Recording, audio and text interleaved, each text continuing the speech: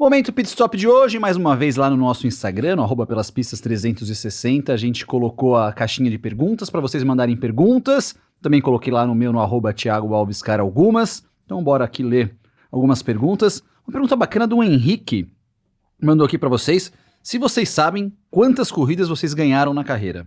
Sei lá, umas... Mínima ideia. Passou o tempo já.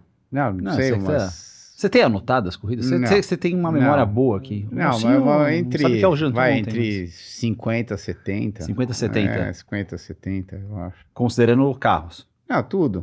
Tudo. Vai. Vai, talvez...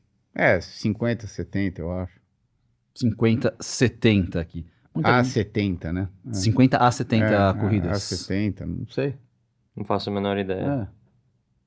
Boa. Mesmo porque eu acho que eu devo ter, não sei se eu chego a 500 largadas. Né? Então, 10% é um... Não, eu tô falando, eu não sei se eu chego aqui. Eu acho que eu não chego a 500 largadas. Sério? Eu acho que não, porque boa parte da minha carreira, por exemplo, Indy eram 16 provas por ano. Justo. Fórmula 1 também, era 16 provas por ano. Daí, no final, mesmo eu correndo 8 anos de IMSA, era 10 corridas por ano, que é muito pouco. Então, não tinha. Daí, sei lá, aquele ano corrida de estoque, era 10, 12 corridas por ano. Então, não é que eu tava correndo 36 corridas por ano. Tá. Faz sentido. Daniel perguntou aqui, o que era mais difícil, ser piloto no kart filho do Nelson ou filho do Tigrão? Os dois eram bravos. Seu pai era bravo? Opa. E o seu não era? Não era. Então. Mas era um... É que meu pai, ele nos primeiros dias ele foi, depois ele só comparecia nos campeonatos grandes. Mas no kart? Sim, no kart, tô falando. Por exemplo, quando você começou a andar de kart, que você não parava de ficar olhando pra trás. A hora que você parava no box, dava lenhada em cima de você. Lenhada. E daí como é que você aceitava isso daí? Você ficava quietinho ou... Nem lembro. Nem lembro. Não, precisa lembrar dessas coisas, é importante. O povo quer saber. Não, eu fui aprendendo sozinho com o tempo isso aí.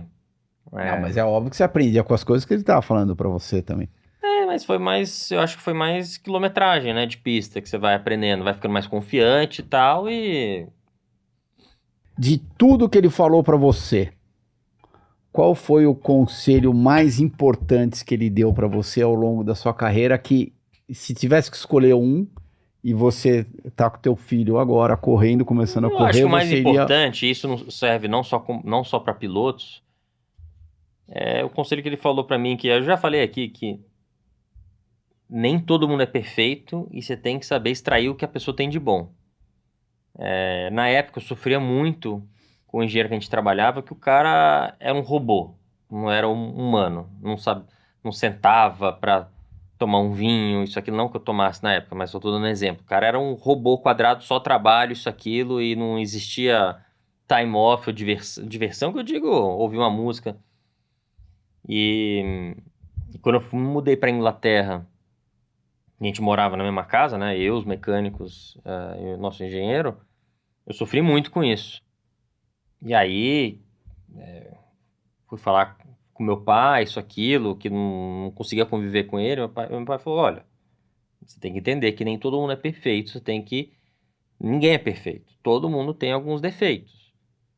E as qualidades, às vezes, que essas pessoas têm, é muito difícil de achar em outras. Então, e eu só fui aprender isso depois que eu passei por vários engenheiros de Fórmula 1, NASCAR, isso, aquilo, saber o tanto que ele era bom no que fazia.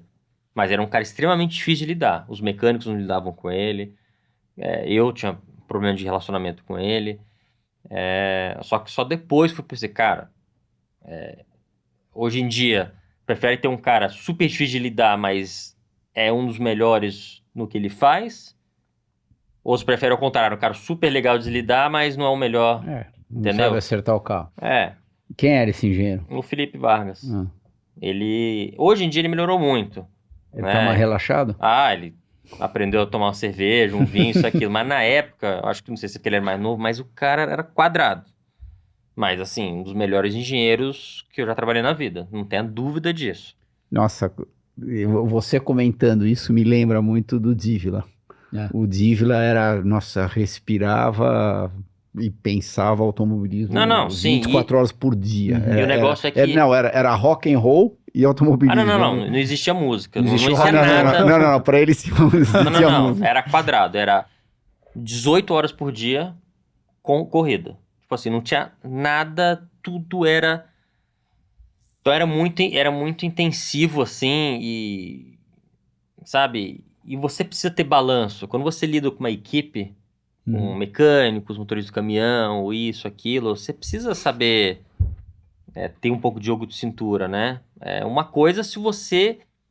Porque na época não é que ele era só engenheiro, ele é o chefe da equipe, engenheiro, cuidava de tudo, né? Gestão do negócio, tava tudo a responsabilidade dele. Esse era o problema. Se pegasse ele e colocasse numa posição de Fórmula 1, né? Se o lugar é sentar aqui e fazer a engenharia do carro. Você não tem que se preocupar em RH e cuidar dos mecânicos. Não, é só isso aqui. Não teria ninguém melhor do que ele. O problema é que ele tinha várias coisas que ele tinha que cuidar que não era o forte dele, né? Então, aí vinham os problemas com os mecânicos, comigo, isso, aquilo, assim. Mesmo assim, a gente ganhou o campeonato aqui, ganhou o campeonato na Inglaterra e tudo, fomos na Fórmula 2, quase ganhamos o campeonato da Fórmula 2 também. Não tem tirar. Ele é assim, como engenheiro, é inquestionável. Hoje em dia ele é um dos melhores, sempre vai continuar sendo, né? Que ninguém é bom depois não fica. Mas na época eu tive muitos problemas e eu sofri muito e falava com meu pai tentava me explicar essa questão de, né, que você tem que aprender a tirar o que as pessoas têm de bom, que ninguém é perfeito, todos têm, um é fedido, outro é mal educado, outro é isso, outro é aquilo. Mas se o cara é muito bom naquilo que ele faz, você tem que se adaptar com aquilo. Só que um cara de 16 anos, 17 anos, tem dificuldade de ver essa visão, né? Isso é uma visão, as coisas que a gente vai ensinar pro nosso filho e tudo mais. Então, acho que, em resumo, uma pergunta que era para ter respondido 10 minutos atrás. Não, tem umas perguntas muito legais. Eu gosto quando vocês mandam as perguntas, mais de curiosidade. Essas perguntas mais quentes. O Max devia deixar o Norris passar, essas coisas de corrida, a gente acaba comentando no programa. Mas, uma bem legal também aqui do Renato. Teve algum adversário muito bom na base e que não teve sequência e parou de correr? Muito bacana essa pergunta. Tem vários. Tem vários. Vai, enquanto ele pensa, bom... Cara, pensando assim, né? Começando na época do kart, eu acho que o Neizinho, a gente chamava ele de Ney, é um pilotinho que eu lembro que cresceu com a gente. Ele sempre era uns 2, 3 anos mais novo que eu, mas ele brincava com as pessoas no kart. Ele era desde da cadete ao júnior menor. Acho que quando ele faleceu num acidente de carro na estrada, que ele faleceu junto com o Pedro Henrique Araújo, uma turma que estava com a gente, o alemão. Você lembra do Pedro Henrique Araújo? Lembro do nome. Enfim. Foram um acidente que teve, eles estiveram na estrada, que faleceu, infelizmente, todos do carro. Todo mundo? Todo mundo. E o Neizinho... Bateu no caminhão? Algum acidente de estrada, não lembro. Isso tem uns 20 anos, vai. E realmente ele, na época, ele era fora da curva, assim, vezes 10. Brincava, ele corria no Paulista de kart, daquela época, aqueles grids de 20, 30 karts, ele na cadete, liderando, deixava 2, 3 passarem, deixava passar, vinha, passava os caras, deixava passar de novo. Tipo assim, era assim, ele tava tão anos-luz à frente dos meninos daquela idade, entendeu? Que até na júnior menor e tudo, e ele era um Max Verstappen, na minha opinião, assim, na época do kart. Depois, até pensar assim, na época da Fórmula 3... eu acho que também tem aqueles casos que não continuaram ou não foram pra frente também por outros problemas. Você pega, por exemplo, o Adam Carroll. Não sei se você já ouviu falar neles. Opa! O Adam Carroll, na minha época, era o osso de... O cara era... Na Inglaterra, né? Só que, por exemplo, ele nunca teve alguém atrás, uma McLaren, um Ron Dennis, alguém dando todo o suporte e ele andar sem se preocupar. Porque começa a ficar caro, né? Sai do kart, Fórmula 3, Fórmula 2, começa a ficar caro e começa a apertar. Ou a família não tem dinheiro, ou você não arrumou patrocínio. E aí você começa a andar com muita preocupação disso aí, isso te afeta na pista, não tenha dúvida disso. E aí a gente foi subindo de categoria, acho que o Adam Carroll, infelizmente, não foi tendo a ajuda suficiente, foi ficando sempre preocupado, seja com o dinheiro da família que estava investindo, alguma coisa, e ele foi perdendo isso. Mas era um piloto que tem um talento, assim, fora da curva. E aí ele corre até hoje, mas corre, sabe, algumas categorias. Correu de Fórmula E, foi o primeiro, ele começou com a Jaguar, com o Mitch Evans. Verdade. E eu acabei entrando no lugar dele depois. Mas eu acho que já nesse ponto, que você já perdeu a confiança, porque tiveram vários anos aí, mais ou menos, né? E aí pega o caso do Ricciardo, que você já foi muito bom, mas aí você perde aquela confiança que você tem, e para voltar aquilo é muito difícil. Então é um piloto que eu acho que se tivesse a tranquilidade de ter patrocínio isso, aquilo, eu acho que era um piloto muito arrojado, muito bom também. Boa. E você, Cris? Marcelo Spitzer aqui no Brasil, ele correu de kart comigo e com o Rubinho, e enfim, o pouco que a gente correu no começo da minha carreira, da carreira do Rubinho, nós três a gente batia a roda, então eu tenho certeza que se ele tivesse continuado, ele com certeza teria feito um estrago. E fora... quem me chamou a atenção, que para mim foi um dos melhores kartistas que eu já vi, só que quando fez aquele salto pro carro, por um motivo ou outro, não conseguiu ter a mesma performance. Às vezes pode ter sido porque ele só andou em carro ruim, mas no kart não tinha para ele, chamava Andrea Gilardi.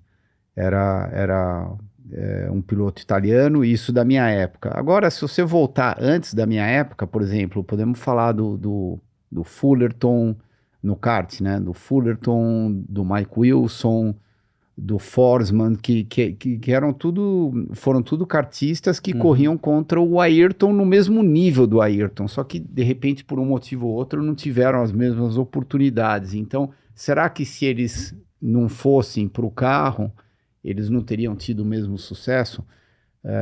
Por exemplo, o Modena. O Stefano Modena, na época do kart, batia a roda com a Ayrton forte. E eu sempre achei que no carro ele fosse andar... Ele foi bom no carro, mas não foi nada excepcional. Então, é difícil a gente fazer essas comparações e meio que apontar o dedo por causa disso ou por causa daquilo. Mas foram alguns nomes que eu citei. Bacana, muito legal esse comparativo de pilotos aqui, essa história dos dois. Então lembre, fique sempre ligado no nosso Instagram, no @pelaspistas360, que a gente abre ali uma caixinha de perguntas para vocês mandarem mais perguntas, especialmente essas de curiosidades, que são as mais legais. E não esqueça, tá precisando de peça para o seu carro, você sabe, peça é na Rede Pit Stop e você pode pedir em todos os lugares, pode pedir no WhatsApp, na loja ou também no site. Então fique ligado, peça é na Pit Stop. Peça é na Pit Stop, a maior rede de autopeças do Brasil. Peça na loja, pelo WhatsApp ou site. Pit Stop!